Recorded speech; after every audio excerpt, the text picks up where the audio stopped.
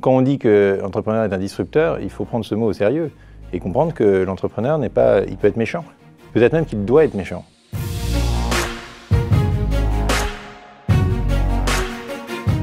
Mais il est important de ne pas étouffer la création, l'innovation, les nouvelles idées, en essayant d'appliquer un spectre trop large et peut-être trop contraignant à cette idée de responsabilité sociale.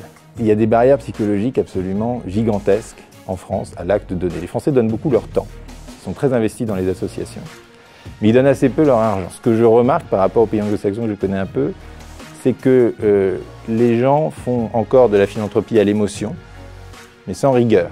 En France, ça repose sur le contact humain, ça repose sur un bon déjeuner, ça repose sur une envie soudaine, ça repose sur la séduction quelque part.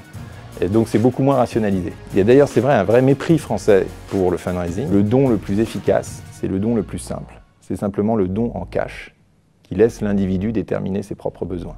Finalement, quand vous donnez juste de l'argent aux gens, eh bien, ils en font la meilleure utilisation possible, parce qu'ils connaissent eux-mêmes leurs propres besoins.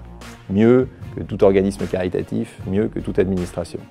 La France, à la fois, est très redistributive. De l'autre côté, eh bien, elle ne permet pas à la richesse de se redistribuer par elle-même, puisque les milliardaires sont empêchés par la loi de donner de l'argent aux causes qui leur sont chères. Je pense que dans une société contractualiste libérale, on doit pouvoir dire que l'individu peut disposer de sa fortune comme il l'entend.